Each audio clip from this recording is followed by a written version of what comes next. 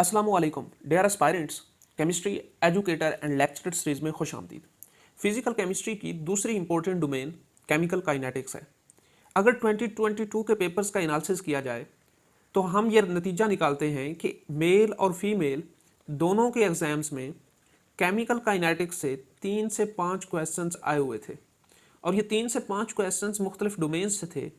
Means कि इसके अंदर जो 4 ऑर्डर ऑफ केमिकल काइनेटिक्स हैं रिएक्शंस के, 0, फर्स्ट, सेकंड, थर्ड, वहाँ से क्वेश्चन थे और उसके साथ कुछ एनर्जी और कुछ न्यूमेरिकल्स जो थे इन्हीं रिएक्शंस की केमिकल इक्वेशन के रिलेटेड आए हुए थे। तो आज की जो हमारी वीडियो है इसके अंदर हम उन पार्टिकुलर डोमेन्स में न्यूमेरिकल को सॉल्व करने जा रहे हैं। आप लोगों से ये गुजारिश है कि आप इन न्यूमेरिकल्स को अच्छे तरीके से अंडरस्टैंड करें। इनके रिलेटेड अपनी जो एकेडमिक बुक्स हैं उसमें जो इंटरनेट पे मटेरियल पड़ा है वहाँ से न्यूमेरिकल को सर्च आउट करें और उनकी ज़्यादा से ज़्यादा प्रैक्टिस करें।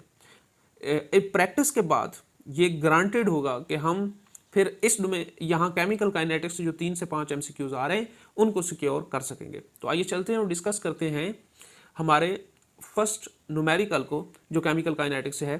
Consider an endothermic reaction X2Y with the activation energy EB and EF। EB backward reaction की, EF फॉरवर्ड रिएक्शन की। For backward and forward reaction respectively in general एक रिएक्शन है X से Y और इसकी दोनों एनर्जी दी गई है।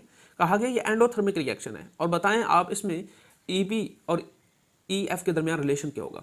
देखिए एंडोथर्मिक रिएक्शन ऐसा रिएक्शन होता है जिसके लिए हमें हीट जो है वो देनी पड़ती है, यानी डेल्टा H हम देंगे तो रिएक्शन होगा और अगर हम हीट नहीं देंगे, अगर डेल्टा H की बजाय Q कहें, अगर हम हीट नहीं देंगे तो रिएक्शन नहीं होगा।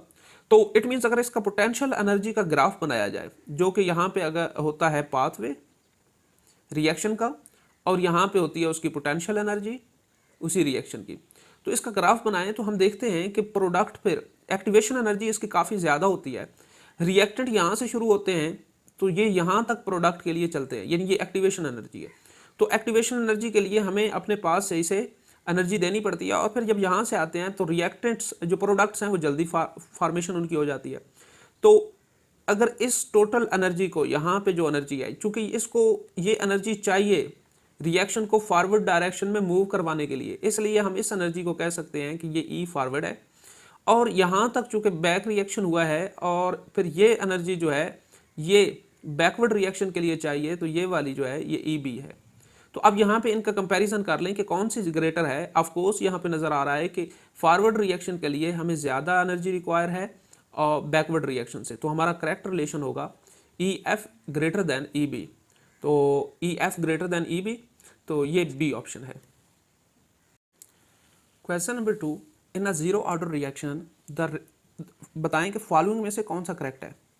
First, the rate constant has the unit mole पर लीटर पर second. The rate is independent of the concentration of the reactants. The half-life depends on the concentration of the reactants. The rate is independent of temperature of the reaction.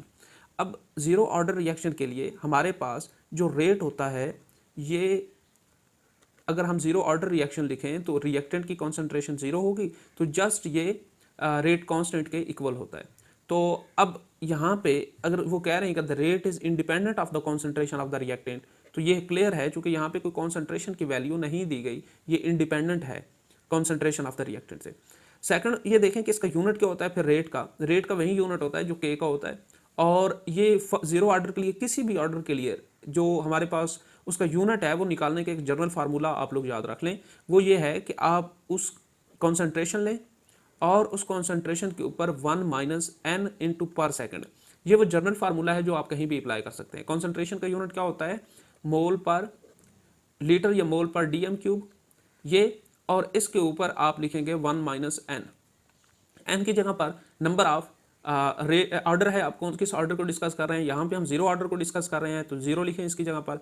तो और यहाँ पे साथ में second भी है पर सेकंड, तो हमारा आंसर आएगा मोल DM³ और चूँकि यहाँ पे 1 - 0 1 और पर सेकंड, तो ये इसके यूनिट बनेंगे मोल DM³। मोल DM³ जो है वो लीटर के इक्वल भी होता है, मोल पर लीटर पर सेकंड। तो रेट वाला जो हमारा रेट कांस्टेंट के यूनिट वाला है, ये भी ऑप्शन हमारा करेक्ट है। अब देखते हैं हाफ लाइफ जो जीरो ऑर्डर रिएक्शन की है, ये होती है ओरिजिनल कॉन्सेंट्रेशन इनिशियल कॉन्सेंट्रेशन हो गई ओवर 2K। तो जो रेट जो हाफ लाइफ है वो डिपेंड कर रही होती है इनिशियल कॉन्सेंट्रेशन ऑफ रिएक्टेंट्स पे। तो half life depends on the concentration of the reactant.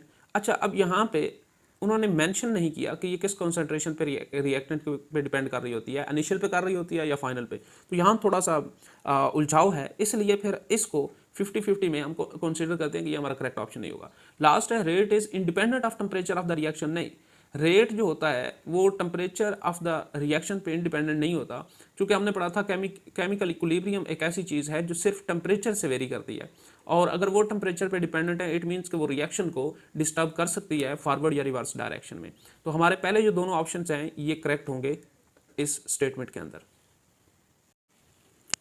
Question number 3, statements दी गई हैं दो और कहा गया है कि बताएं इनमें से करेक्ट स्टेटमेंट कौन सी है और डिफरेंट रिलेशन के साथ। ये इस तरह के जो रिलेशन होते हैं ये पेपर्स के अंदर देखने को मिले हैं। इसमें एक स्टेटमेंट दी जाती है और उसके साथ दूसरी स्टेटमेंट दी जाती है। कहा जाता है कि या बताएं कि ये दोनों स्टेटमेंट्स करेक्ट हैं या इनकरेक्ट हैं इनमें से कोई, और फिर ये कहा जाता है कि पहली दूसरी की एक्सप्लेनेशन है या दूसरी पहली की एक्सप्लेनेशन हो सकती है या नहीं। तो ये बड़े कन्फ्यूज़ करने वाले क्वेश्चन होते हैं, आपने खसूसी तवज्जो के साथ ऐसे क्वेश्चन को करना है। यहाँ पे स्टेट 1 है, every collision of reacted molecule is not successful. देखिए छोटा सा ट्रिक होता है इन क्वेश्चंस के अंदर। Every collision of reacted molecule, दो मॉलिक्यूल्स हैं, हमने पढ़ा था काइनेटिक मॉलिक्यूलर थ्योरी के अंदर कि जब मॉलिक्यूल्स आपस में कोलाइड करते हैं तो वो कोलाइड करते हैं तो उसके बाद वो कोलिजन सक्सेसफुल हो सकती है और नहीं भी हो सकती। यानी वो कोलिजन जो है कोलाइड करेंगे और कोलाइड करने के बाद उनकी एक्टिवेशन एनर्जी इंक्रीज होगी और इंक्रीज होने के बाद वो रिएक्टेंट से किस में जाएंगे, प्रोडक्ट में जाएंगे। अगर दो रिएक्टेंट के मॉलिक्यूल हैं वो आपस में कोलाइड कर रहे हैं तो ये पॉसिबिलिटी है कि वो सक्सेसफुल ना हो। ये स्टेटमेंट तो करेक्ट है, यानी हर कोलिजन जो होती है उसके मॉलिक्यूल जो होते हैं वो सक्सेसफुल नहीं होते। अब ये स्टेटमेंट करेक्ट है। सेकंड करेक्ट स्टेटमेंट देखें, every collision of reactant molecule with proper orientation. अब यहाँ पे उन्होंने मेंशन किया proper orientation is successful one, कि वो कहते हैं कि वो तमाम मॉलिक्यूल जो प्रॉपर ओरिएंटेशन के साथ आए, मींस ये प्रॉपर ओरिएंटेशन है, इसके साथ कोलाइड कर रहे हैं, और क्या इसके बाद वो सक्सेसफुल होंगे। अब ये थोड़ी ट्रिकी स्टेप, नजर तो आ रहा है कि ये करेक्ट है लेकिन ऐसा नहीं है। देखें दो कंडीशंस होती हैं सक्सेसफुल कोलिजन की, एक तो प्रॉपर ओरिएंटेशन है, प्रॉपर ओरिएंटेशन में मॉलिक्यूल्स को आके कोलाइड करना चाहिए, और दूसरी जो है कि जब वो प्रॉपर ओरिएंटेशन में आके कोलाइड करेंगे तो उसके बाद उनकी एनर्जी इतनी होनी चाहिए कि वो थ्रेश होल्ड जो एनर्जी है किसी भी रिएक्शन की या एक्टिवेशन जो एनर्जी है उसको क्रॉस करें, उसको बढ़ाएं, उससे बढ़ जाएं। अगर तो एनर्जी बढ़ेगी तो तब जाके वो सक्सेसफुल कोलिजन होगी। तो अब ये वाली प्रॉपर ओरिएंटेशन वाली बात तो ठीक है, लेकिन ये वाली उन्होंने जिक्र ही नहीं किया। इट मीन्स कि अगर प्रॉपर ओरिएंटेशन हो भी और थ्रेशोल्ड एनर्जी अचीव ना हो तो सक्सेसफुल कोलिजन जो है वो नहीं होगी। तो स्टेटमेंट 2 करेक्ट नहीं है, ये फॉल्स है, और स्टेटमेंट 1 जो है ये करेक्ट है। तो देखें इनमें से कौन सा है, तो statement 1 is true but statement 2 is false. तो सी ऑप्शन हमारा करेक्ट ऑप्शन है। नेक्स्ट है, during the hydrogenation of vegetable oil at 25 degree centigrade, the pressure of H2 reduces from 2 atmosphere to 1.2 atmosphere in 50 minutes. The rate of reaction in terms of molarity per second is। थोड़ा tricky question है, इसको statement को ज़रा गौर से समझिएगा। Vegetable oil जो है, vegetable oil इसकी होती है हाइड्रोजिनेशन, और इसके बाद हमारे पास प्रोडक्ट आता है जो ऑयल की शेप में होता है। तो अब देखें हाइड्रोजिनेशन है तो H2 रिएक्टेंट में है। अगर मैं इसका रेट लिखना चाहूँ तो रेट में इसका लिख सकता हूँ माइनस हाइड्रोजिनेशन की कॉन्सेंट्रेशन में change with respect to time. तो ये हमारे पास जनरल जो रिप्रेजेंटेशन है रेट लिखने की वो ये है। अब यहाँ पे हमें रिक्वायर क्या है, अगर हम रेट निकालना चाह रहे हैं तो एक तो हमें हाइड्रोजन की कॉन्सेंट्रेशन रिक्वायर है और दूसरा हमें टाइम रिक्वायर है। तो टाइम उन्होंने मेंशन कर दिया है कि वो है 15 मिनट्स। अब जो रिक्वायर्ड चीज़ है वो है हाइड्रोजन की कॉन्सेंट्रेशन। तो हाइड्रोजन की कॉन्सेंट्रेशन अगर हम फाइंड आउट करना चाहें तो हम कंसीडर ये करते हैं कि हाइड्रोजन एक आइडियल गैस है, और इस आइडियल गैस के लिए जो इक्वेशन हम यूज़ करते हैं वो हम एक पीछे जिक्र कर चुके हैं उस इक्वेशन का, कि वो थी कि pressure is equal to CRT। C means concentration, R means general gas constant and T mean temperature. तो यहाँ से आप ऐसा करें कि 25 डिग्री टेम्परेचर मेंशन है, याद रखिएगा, यानी हम इसको अगर केल्विन में करें तो 290 के हमारे 8 के हमारे पास मौजूद है। यहाँ से हमने कॉन्सेंट्रेशन निकालनी है तो कॉन्सेंट्रेशन को इस साइड पे लेके आएँ, बल्कि RT को इस साइड पे लेके आएँ, तो हमारा रिलेशन बनेगा C is equal to P/RT। अब ऐसा करें कि कॉन्सेंट्रेशन जो है वो हम चेंज इन कॉन्सेंट्रेशन निकालना चाह रहे हैं, क्योंकि प्रेशर जो है वो चेंज हो रहा है। तो चेंज इन कॉन्सेंट्रेशन जो है वो इस साइड पे प्रेशर में चेंज लेके आएगी over R T. Change in pressure कितना है, पहले था 2 atm, इससे रिड्यूस हुआ है 1.2 atm पे। तो हम change in concentration is equal to 2 minus 1.2 atm over R है 298, आर है 0.0821 atm मल्टीप्लाई 298 के, और इसको हम लिख सकते हैं 0.8 और ओवर ये वाली दोनों वैल्यू।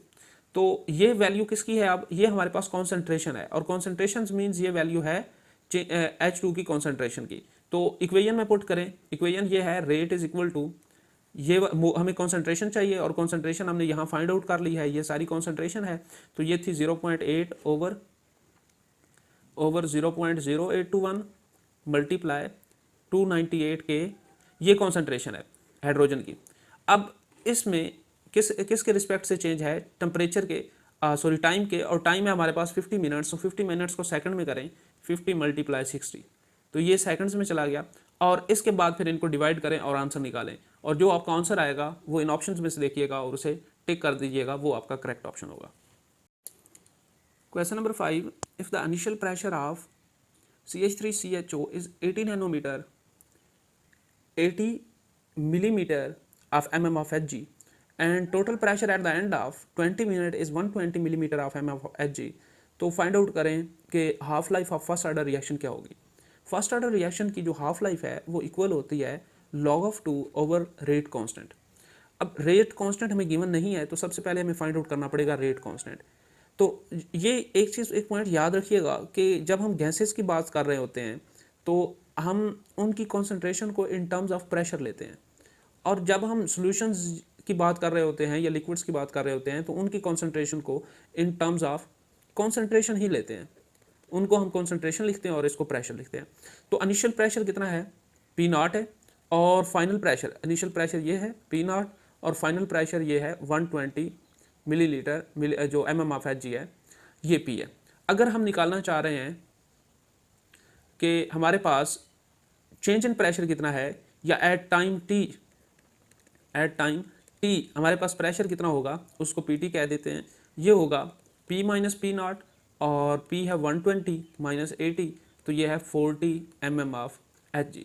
तो 40 mm ऑफ Hg हमारे पास प्रेशर होगा T पे, और हमारे पास T पे जो रिलेशन होता है रेट कांस्टेंट का वो इक्वल होता है 1 over T log of original pressure over change in pressure.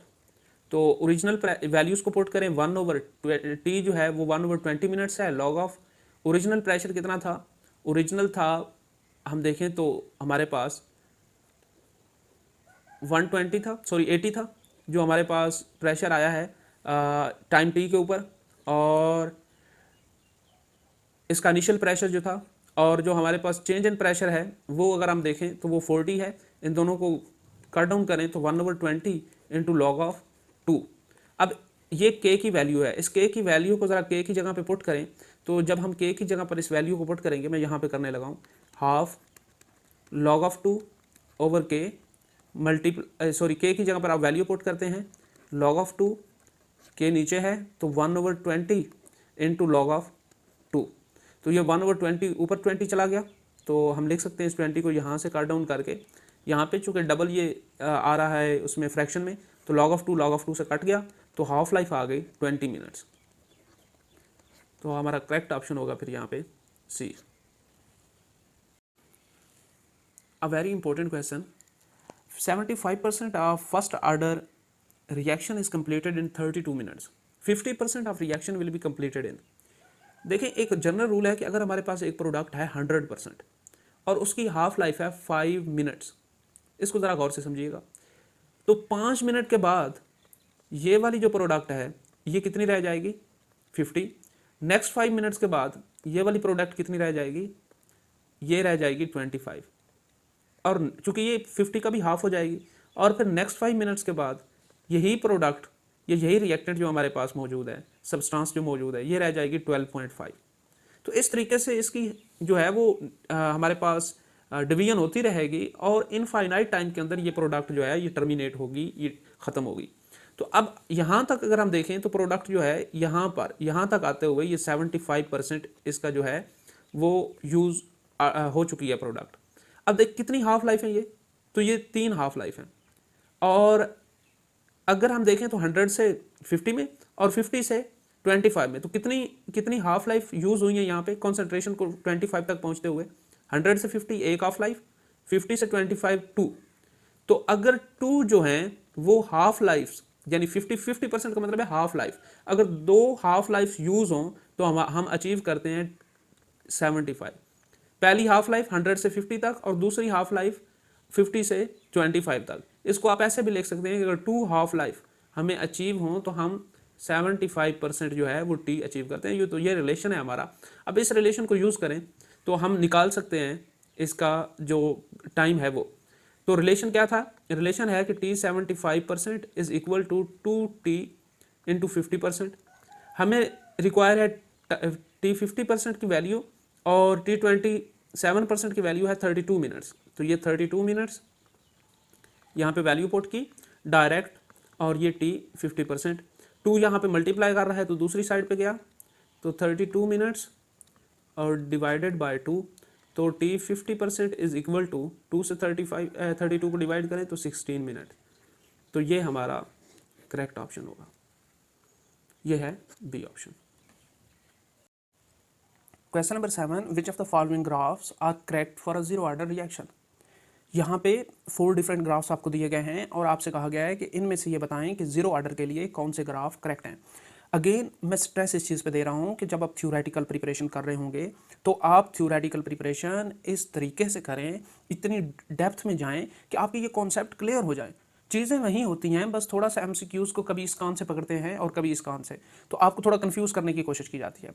अब देखें, आपने जीरो ऑर्डर के लिए अगर कुछ चीज़ें पढ़ी हुई थी, पहला ये कि जीरो ऑर्डर की जो हाफ लाइफ है वो डिपेंड कर रही होती है इनिशियल कॉन्सेंट्रेशन पे।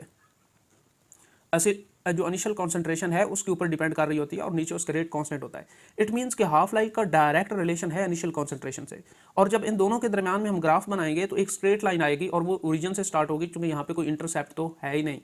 अगर इस तरह का क्वेश्चन हो जिसमें कोई इंटरसेप्ट ना हो तो फिर हमारे पास जो ग्राफिकल रिप्रेजेंटेशन आती है वो एक ही आती है। तो ए ग्राफ तो करेक्ट हो गया। अब देखें, हमने एक और फॉर्म लिखी थी जीरो ऑर्डर रिएक्शन की, वो ये थी कि अगर आपके पास इनिशियल कंसंट्रेशन ए नॉट हो, आप उसमें से फाइनल कंसंट्रेशन टाइम टी के ऊपर ए है उसको माइनस करें तो ये इक्वल आएगी के टी के ऊपर। अब अगर आप ग्राफ ड्रा करें ए माइनस ए के और टी के जो है इन दोनों के दरमियान में, यानी हम ये कहते हैं कि ए माइनस एक्स जो रिमेनिंग कंसंट्रेशन है उसके और टी के दरमियान आप करें, तो आपको पता है कि पहले तो कंसंट्रेशन फर्ज करें 50 हमारे पास जो है वो मोलर थी कोई प्रोडक्ट टाइम T1 के ऊपर, तो थोड़ी देर के बाद टाइम T2 पर वो प्रोडक्ट जो है वो कम होगी, वो 50 नहीं रहेगी। जस्ट इमेजिन या अज्यूम कि वो 40 मोलर रह गई। इसी तरीके से उसकी कॉन्सेंट्रेशन ऐसा ऐसा कम होती जाएगी। तो विद टाइम हम देख रहे हैं कि ए माइनस एक्स की क्वांटिटी क्या हो रही है, डिक्रीज हो रही है। और इसके साथ एक चूंकि हमारे पास रेट कांस्टेंट भी है तो ये एक डिक्रीजिंग ऑर्डर में इक्वेशन आएगी। और ये वाला रिलेशन भी हमारा जो है फिर ये डिक्रीजिंग ऑर्डर में है कि टाइम के साथ जो है वो ए माइनस एक्स की कंसंट्रेशन डिक्रीज कर रही है। ये वाला हमारा ग्राफ भी करेक्ट होगा। नेक्स्ट देखें, एक्स और टी के दरमियान में एक्स क्या है, एक्स वो क्वांटिटी है जो फॉर्म हुई है, यानी एक्स प्रोडक्ट है। तो प्रोडक्ट और टाइम जीरो ऑर्डर रिएक्शन में जैसे जैसे टाइम बढ़ता है तो जो चीज़ प्रोडक्ट बन रही है वो भी इंक्रीज होती है। ए माइनस एक्स कम होती है लेकिन एक्स क्या होता है, ये इंक्रीज होता है विद टाइम। और ये चूंकि लीनियर रिलेशन है, इसके अंदर भी इंटरसेप्ट नहीं है, तो ये ओरिजिन से ही स्टार्ट होगा। लिहाजा ये वाली इक्वेशन भी जो ग्राफ है ये भी हमारा करेक्ट होगा। अब चलें डी की तरफ। डी में देखें, क्या टी जो हाफ है, हाफ लाइफ है, ये ए के साथ किस रिलेशन में है? इनिशियल कॉन्सेंट्रेशन के साथ अगर किसी रिलेशन में होता तो इसकी ये वाली कॉन्सेंट्रेशन सेम ना रहती, ये फ्लक्चुएट करती या ऊपर नीचे किसी साइड पे जाती। क्यों? अब ये कांस्टेंट है, इट मींस कि ए पे डिपेंड ही नहीं कर रहा। हाफ लाइफ जो है ये डिपेंड नहीं कर रहा ए पे। जब इनिशियल कॉन्सेंट्रेशन पे डिपेंड नहीं कर रहा तो ये तो हमने तो पढ़ा कि हाफ लाइफ डिपेंड करता है जीरो ऑर्डर में। फिर ये जीरो ऑर्डर तो ना हुआ, ये हुआ फर्स्ट ऑर्डर रिएक्शन। तो ये लास्ट जो है ये हमारा करेक्ट नहीं है, क्योंकि ये तो फर्स्ट ऑर्डर का उन्होंने ग्राफ दे दिया हाफ लाइफ का। तो पहले 3 जो ग्राफ हैं वो करेक्ट ग्राफ है। और इस तरीके से आप इन तीनों ग्राफिकल रिप्रेजेंटेशन को याद रखेंगे। Question number 8, in the first order reaction, the concentration of a reactant decreases from 0.8 molar to 0.4 molar in 15 minutes. The time taken for the concentration to change from 0.1 molar to 0.025 molar is, देखें अब एक चीज़ के first order reaction है और concentration decrease कर रही है 0.8 से 0.4 पे। यहाँ पे हमें जो डाटा रिक्वायर है उसी के अंदर से हमें मालूम करना है कि ये रिएक्शन किधर प्रोसीड करेगा, ये इसका आंसर क्या होगा। अब 0.8 से 0.4 तक अगर कंसंट्रेशन जाए तो इट मीन्स कि हाफ डिक्रीज हुई है, हाफ कंसंट्रेशन डिक्रीज हो गई है। और हाफ कंसंट्रेशन कितने टाइम में डिक्रीज हुई है? 15 मिनट्स में। यहां से हम एक चीज, एक रिजल्ट ड्रॉ कर सकते हैं, वो ये कि इस रिएक्शन की हाफ लाइफ फिर कितनी होगी? हाफ लाइफ इस रिएक्शन की होगी 15 मिनट्स। तो 15 मिनट्स के लिहाज से फिर हमें मालूम ये करना है कि कंसंट्रेशन अगर 0.1 से चेंज हो 0.025 पर, तो फिर कितना टाइम रिक्वायर होगा।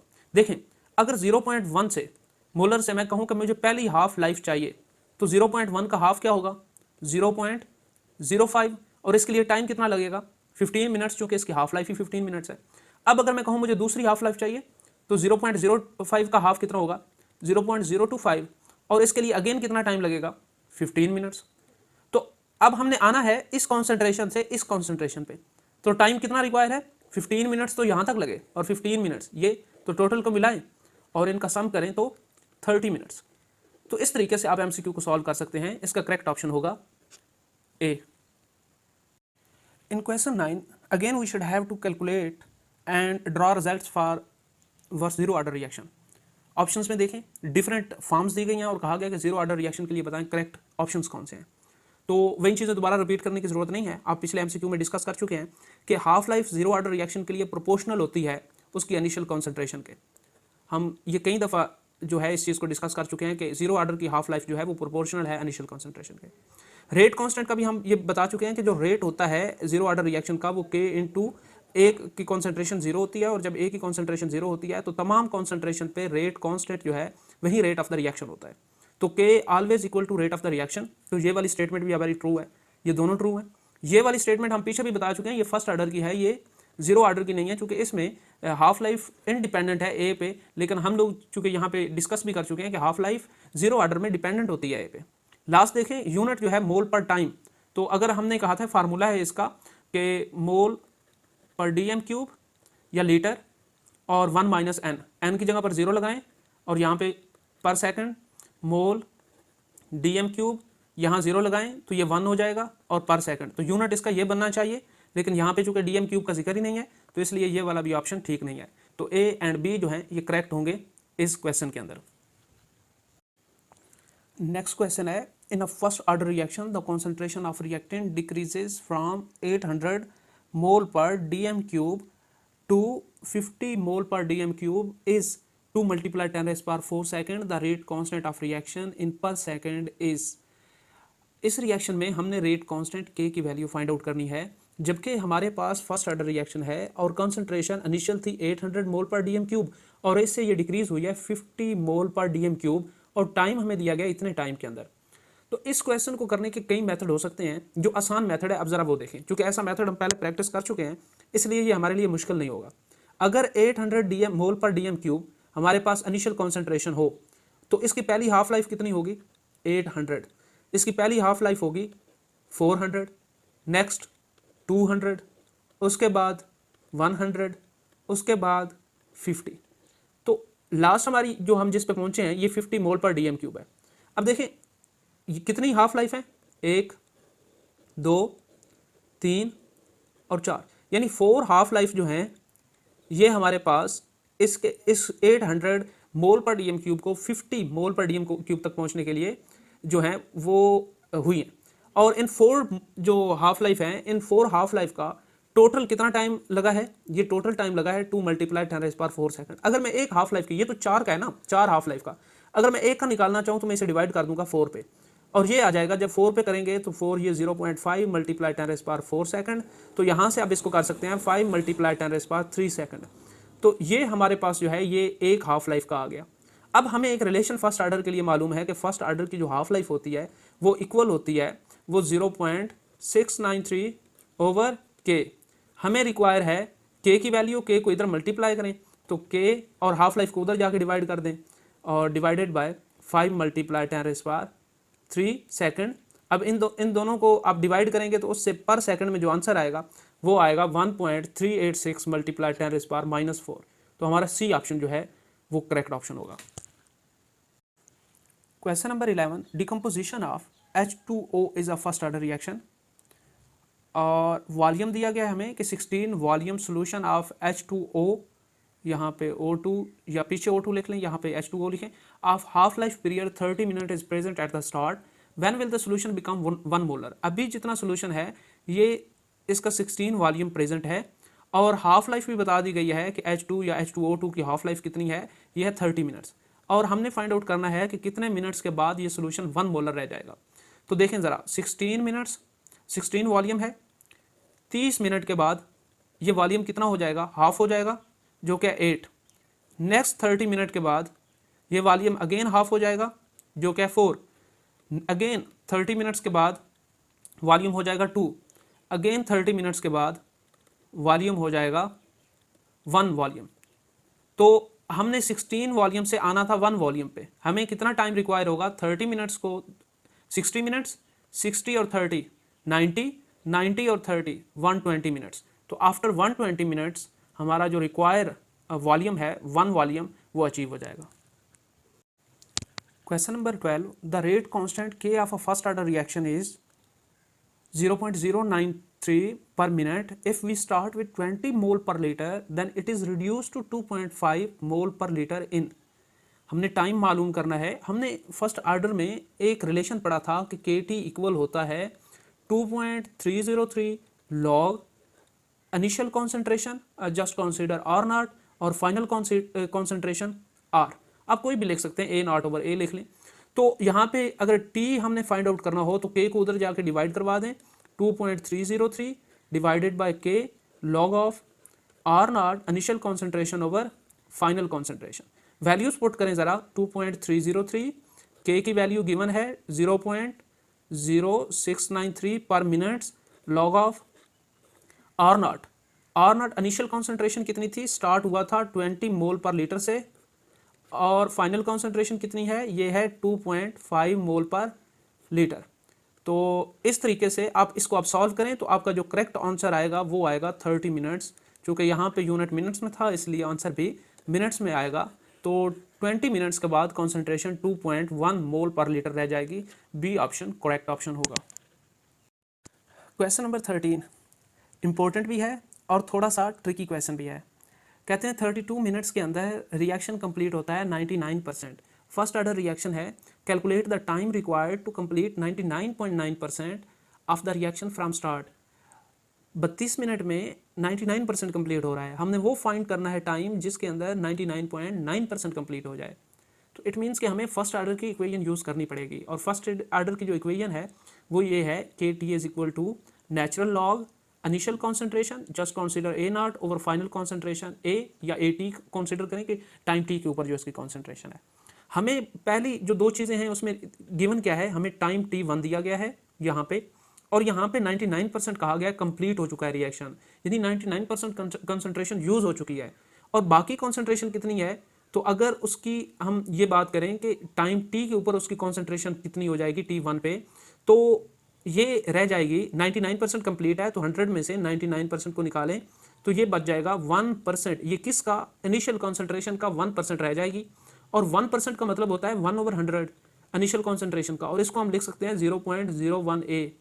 अब हमारे पास जो है AT भी आ गई, AT, और हमारे पास यहाँ से T भी है, तो हम K की वैल्यू फाइंड आउट कर सकते हैं यहाँ से। कैसे भला, K is equal to 1/T, T उधर जाके डिवाइड हो गया, log of initial concentration A0 को कंसीडर करें A के इक्वल, चूंकि हमने आगे इसको सपोज किया है कि ये A है, तो A ओवर AT पे कितना है 0.01A, और T की वैल्यू कितनी है 1/32, और ये A से ख़त्म हो जाएगा 0.01। बेसिकली जब नीचे से हम पॉइंट को उड़ाएंगे तो 1 यहाँ पे आएगा, और आगे 2 डिजिट हैं तो 100 बन जाएगा, तो ये बन जाएगा लॉग ऑफ 100। तो यहाँ से K की वैल्यू हमारे पास आ गई। अच्छा, अब देखें, अब K की वैल्यू आ गई, और हम जो है हमें रिक्वायर क्या है, हमें रिक्वायर है T2। हमने T2 फाइंड आउट करना है। K की वैल्यू हमें मालूम है जो कि यहाँ से आएगी, और उसके बाद हमें ये भी बताया गया है कि कॉन्सेंट्रेशन अब रह गई है 99.9% यूज़ हो गई है, तो रिमेनिंग कॉन्सेंट्रेशन जो A टाइम T2 के ऊपर है वो रह गई है 0.1%। किसका? इनिशियल कॉन्सेंट्रेशन का। ज़रा 0.1% होता है, परसेंट को कहते हैं 1/100 ए का, और इससे आएगी 0 पॉइंट, क्योंकि नीचे भी 100 से डिवाइड हो रहा है तो पहले ही 1 पॉइंट है तो 2 पॉइंट और ऐड हो जाएंगे और 0.01 कॉन्सेंट्रेशन बन जाएगी ए की। तो ए टाइम T2 के ऊपर भी आ गई हमारे पास और के भी आ गया। अब हम इजीली फाइंड आउट कर सकते हैं T2 उसी रिलेशन को यूज़ करते हुए जो हमने ऊपर डिस्कस किया है। तो T2 इज इक्वल टू, अब के यहाँ पे जो है वो मल्टीप्लाई हो रहा था, उधर गया तो डिवाइड होगा, तो 1/k log of initial concentration A, final concentration T2 के ऊपर ए T2। अब यहाँ पे वैल्यूज पुट करें, 1/k, के है 1/32 लॉग ऑफ 100, और इसको मल्टीप्लाई करवाएं लॉग ऑफ ए तो इनिशियल कॉन्सेंट्रेशन है, ए T2 कितना है 0.001, और साथ में ए है, ए से ए ख़त्म, और इसको जब हम डिवाइड करेंगे तो ये इस लॉग को और इस लॉग को डिवाइड करेंगे तो उसके बाद जो आंसर आएगा उसको, ये 32 डबल फ्रैक्शन में है, ये ऊपर चला जाएगा, तो 32 से वो वाला आंसर यहाँ पे मल्टीप्लाई करवाएंगे, और मल्टीप्लिकेशन के बाद जो हमारा फाइनल आंसर आएगा वो 48 मिनट्स, हम इसमें चूँकि 32 मिनट्स में यूनिट है तो 48 मिनट्स जो है ये हमारा करेक्ट ऑप्शन होगा। तो बी ऑप्शन जो है वो करेक्ट होगा। क्वेश्चन नंबर 14, ज़रा वीडियो को पास करें और इस क्वेश्चन को खुद अटैम्प्ट करें। थोड़ा सा इसमें ट्रिकी पॉइंट है, वैसे ये क्वेश्चन आप कर सकते हैं अगर आपने थ्योरी को अच्छे तरीके से पढ़ा है। देखें, इनिशियल कॉन्सेंट्रेशन है ए, आप जब फाइनल वीडियो को पास करने के बाद अटैम्प्ट कर लें तो उसके बाद इस आंसर को टेली कर सकते हैं। इनिशियल कॉन्सेंट्रेशन ए चेंज हो रही है बी के अंदर और सी के अंदर। अब time T is equal to 0, इसके ऊपर इसका जो प्रेशर है ये पी है, और इसका 0 और इसका भी 0 है, और time T is equal to, हमारे पास जो सेकंड टाइम उन्होंने दिया है 10 मिनट्स, इसके ऊपर इसका प्रेशर है P माइनस एक्स, और इसका प्रेशर x, इसका प्रेशर x। अब देखें, जब हमारे पास इक्वेशन यूज़ होती है वो इक्वेशन कुछ इस तरीके की है कि KT is equal to natural log A over, यानी A हमारे पास इनिशियल कॉन्सेंट्रेशन टाइम 0 पे, और AT यानी AT जो है ये 10 मिनट्स पे होगी, और 10 मिनट्स पे जो फिर इनिशियल कॉन्सेंट्रेशन बाकी रह जाएगी वो ये है। अब यहाँ पे हमारे पास जो बड़ा इशू है वो ये है कि हमें x की वैल्यू फाइंड आउट करनी है, और x की वैल्यू कैसे फाइंड आउट होगी, उसके लिए तरीकाकार ये है कि आप ऐसा करें, टोटल प्रेशर को सम करें। a का प्रेशर कितना है ये, b का ये, और c का ये, तो टोटल प्रेशर किसके इक्वल होगा? टोटल प्रेशर अगर मैं लिखूँ, प्रेशर ये इक्वल होगा p minus x plus x plus x, इनको सम अप करें, और ये अब आपको पता है कि ये टोटल जो प्रेशर है यहाँ पे गिवन है कि टोटल प्रेशर जो है ये 120 बन जाएगा टाइम टी 10 के बाद, चूँकि टाइम टी 10 के बाद ही हम कैलकुलेट कर रहे हैं ना, तो टोटल बन जाएगा 120। अब x से कट गया और p प्लस एक्स ये है 120, x की वैल्यू हमने फाइंड करनी है, तो 120 में से p को माइनस करें, तो p कितना था?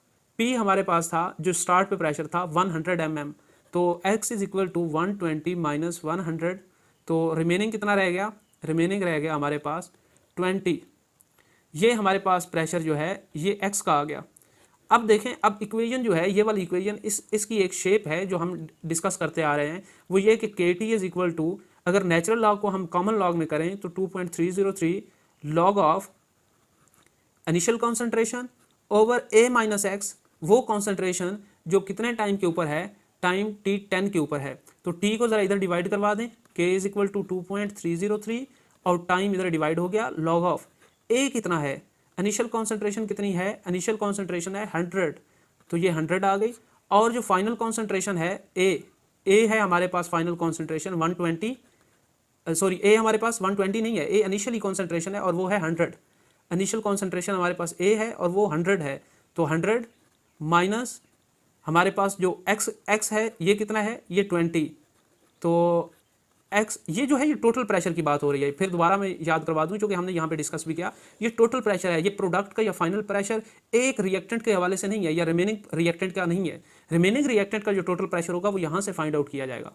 तो 2.303 टी टाइम कितना है 10 मिनट्स, उसके बाद हमारे पास लॉग ऑफ 100 और 100 में से 20 निकालें 80, तो ये करेक्ट एक्सप्रेशन होगी हमारी। इसमें बहुत ज़्यादा स्टूडेंट्स कंफ्यूज होंगे, वो 120 को डिनोमिनेटर में लिख देंगे, तो ये वाला डी ऑप्शन पे क्लिक कर देंगे, हालांकि डी ऑप्शन ठीक नहीं होगा, जो ऑप्शन हमारा करेक्ट होगा वो सी होगा। Question number 15, a very easy question, I hope कि ये वाला क्वेश्चन आप लोग खुद कर लेंगे। मैं जस्ट फार्मूला लिखता हूँ कि फार्मूला वही है जो हम पीछे डिस्कस करके आए हैं फर्स्ट ऑर्डर के लिए, और यहाँ पे हमने स्पेसिफिक रेट फाइंड आउट करना है, मींस के की वैल्यू फाइंड आउट करनी है time T is equal to 20 minutes पे।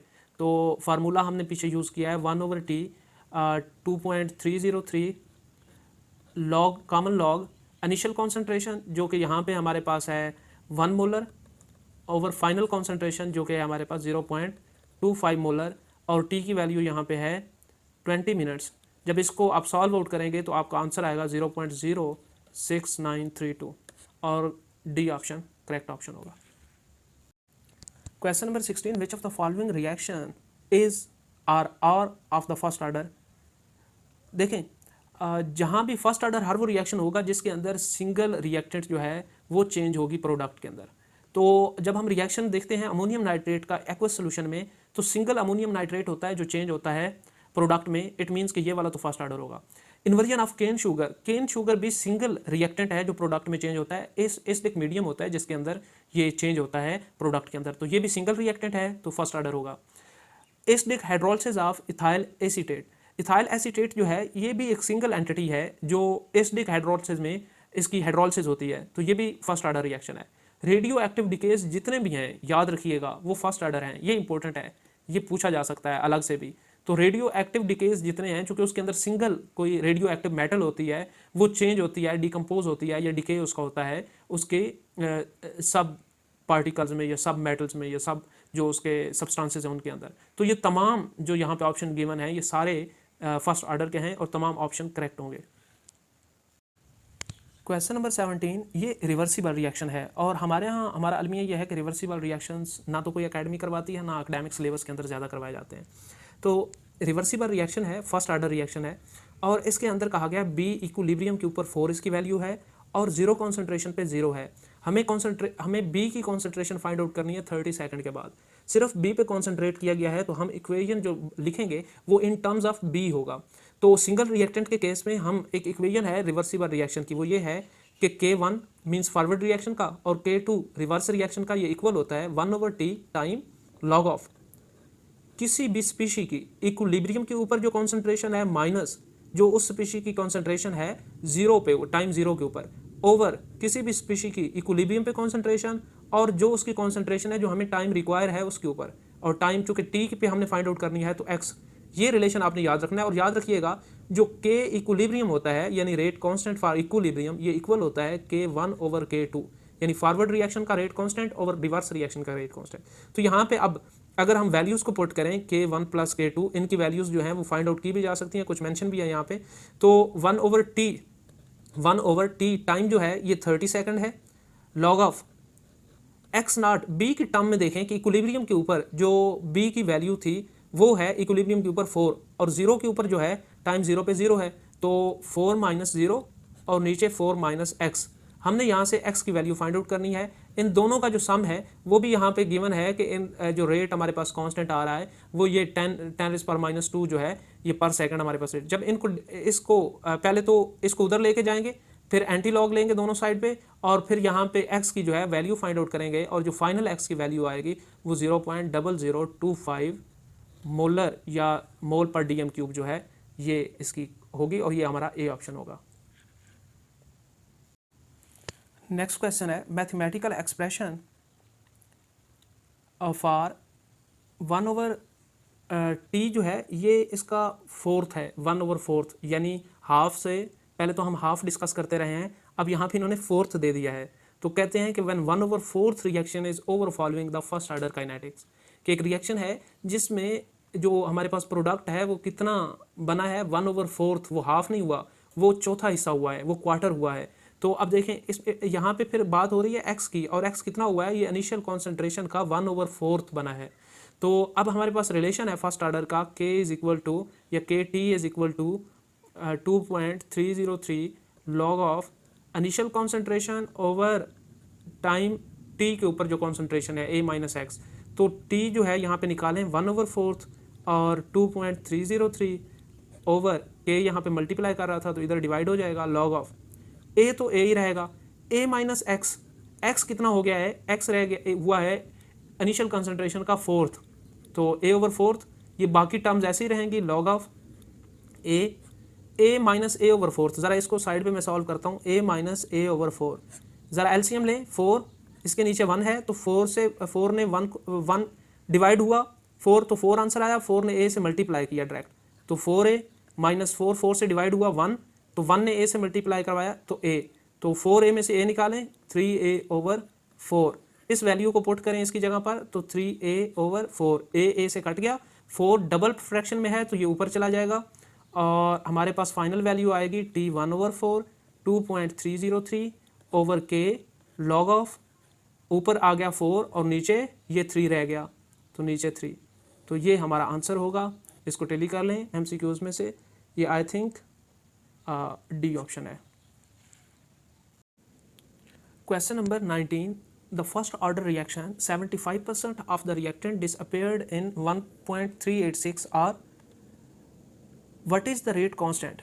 हमने पीछे एक MCQ किया, उसके अंदर हमने कहा जो T 75% होता है बेसिकली ये इक्वल होता है 2 मरतबा अगर हाफ हो तो फिर उसके बाद 75 अचीव होता है, चूँकि 100 के बाद एक हाफ जो है वो 50 पे जाती है और फिर नेक्स्ट हाफ 25 पे जाती है, तो 100 से 25 पे जाते हुए 75% रिएक्टेंट यूज़ होता है। तो ये हमारा रिलेशन है। इसमें आप देखें कि T 75% पे जो डिसअपेयरिंग है वो कितनी हुई है, इतनी हुई है। अब इसको लिखें ज़रा, T हाफ जो होगा फिर 2T हाफ, ये इक्वल होगा 1.386 R और यहाँ से हम T हाफ की वैल्यू फाइंड आउट कर सकते हैं जो कि है 1.386/2, चूँकि यहाँ 2 मल्टीप्लाई कर रहा था तो दूसरी साइड पे गया तो डिवाइड हो गया R, और इसको जब डिवाइड करेंगे तो 0.963 इसके राउंड अबाउट कोई वैल्यू आएगी। अच्छा, अब ये जो वैल्यू है ये R में है, हमने मालूम करनी है कि इसकी वैल्यू रेट कांस्टेंट K की वैल्यू।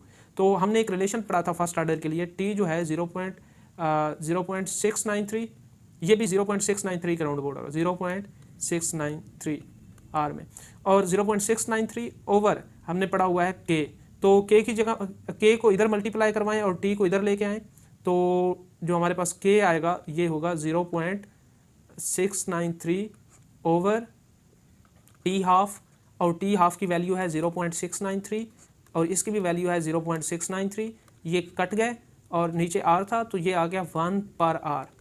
अब ये ऑप्शन में 1/R नहीं है, ये पर सेकंड में दिए गए हैं, तो 1/R को अगर आप करें तो ये 1/3600 सेकंड होता है, और इसको जब डिवाइड करेंगे तो आई थिंक 2.7 मल्टीप्लाई 10⁻⁻⁴ इसकी रेंज में आंसर आएगा और हमारा बी ऑप्शन करेक्ट होगा। क्वेश्चन नंबर 20, हायर ऑर्डर यानी greater than 3 reactions are rare due to. हम जब डिस्कस करते हैं तो हम हमेशा या जीरो ऑर्डर को डिस्कस करते हैं, फर्स्ट को डिस्कस करते हैं, सेकंड को और थर्ड को। थर्ड से जो ग्रेटर हैं ऑर्डर्स हम उनको डिस्कस नहीं करते, उसकी वजह क्या है। अब प्रिंसिपल और फंडामेंटल जो इशू है वो ये है कि अब हमें अगर ज़्यादा रिएक्टेंट्स होंगे, 3 से ज़्यादा रिएक्टेंट्स आ गए, फ़र्ज़ करें 4 या 5 आ गए, तो उनके दरमियान कुलियन जो है साइमल्टेनियस जो कुलियंस होती हैं जिनकी वजह से रिएक्शन प्रोसीड करता है उसकी प्रोबेबिलिटी बहुत कम हो जाती है। अब चूंकि जब प्रोबेबिलिटी कम होगी तो फिर उनके अंदर डिटर्मिनेशन नहीं हो पाएगा कि रेट किस रिएक्टेंट पे डिपेंड कर रहा है, और फिर रेट एक तो स्लो हो जाएगा और रिएक्टेंट का भी मालूम नहीं होगा। तो जो मेन इशू आता है हायर ऑर्डर रिएक्शंस का ऑर्डर फाइंड आउट करने के लिए या उनकी काइनेटिक्स फाइंड आउट करने के लिए वो यही होता है कि low probability of simultaneous collisions of all the reactant species. फिर भी हमारे पास ऐसा होता है कोई एक स्पीशीज जो होती है वो साइमल्टेनियस कुलियन कर रही होती है, या 2 या 3, यानी तमाम स्पीशीज ग्रेटर दैन 3 ऑर्डर में वो नहीं कर रही होती साइमल्टेनियस कुलियन, तो प्रोबेबिलिटी कम होती है और प्रोबेबिलिटी की वजह से फिर हमें फर्स्ट 0, फर्स्ट 1, 2, 3 जो ऑर्डर हैं उन्हीं पे आना पड़ता है। तो ये ए ऑप्शन हमारा करेक्ट ऑप्शन है। डियर एस्पायरेंट्स, ये था आज का केमिकल काइनेटिक्स के न्यूमेरिकल सॉल्यूशंस। आसान सा प्रिपरेशन का मेथड है कि आप किसी भी अपनी एकेडमिक बुक की तरफ जाएं, वहाँ से केमिकल काइनेटिक्स का चैप्टर क्लियर करें और चैप्टर क्लियर करने के बाद आप इन MCQs पे इंप्लीमेंट करें उन कॉन्सेप्ट्स को। अगर आप इन MCQs को ईजिली सॉल्व आउट कर लेते हैं तो इट मीन्स आपकी तैयारी बहुत अच्छी है, और अगर थोड़ा इशू आते हैं तो प्रैक्टिस करें और इससे आप उन डेफिशिएंसीज को ओवरकम कर लेंगे। सेकेंडली एक और अनाउंसमेंट है, वो ये कि इसी नाम के ऊपर क्रैक 1 पेपर MCQ मैं डिस्क्रिप्शन में लिंक भी शेयर कर दूंगा। एक फेसबुक पेज है, उस पेज के ऊपर पिछले कुछ दिनों से मैं मुख्तलिफ नोट्स वगैरह ऑर्गेनिक के, इनऑर्गेनिक के, एनालिटिकल के, फिजिकल के शेयर कर रहा हूँ, और साथ में वहाँ पे न्यूमेरिकल भी होते हैं जिनकी प्रैक्टिस के लिए जो प्रोवाइड किए जाते हैं। तो आप उसको मस्ट फॉलो करें और वहाँ पे जाके ज़्यादा से ज़्यादा प्रैक्टिस करें, और जितनी ज़्यादा प्रैक्टिस होगी आप उतने अच्छे तरीके से पेपर के अंदर परफॉर्म कर सकेंगे।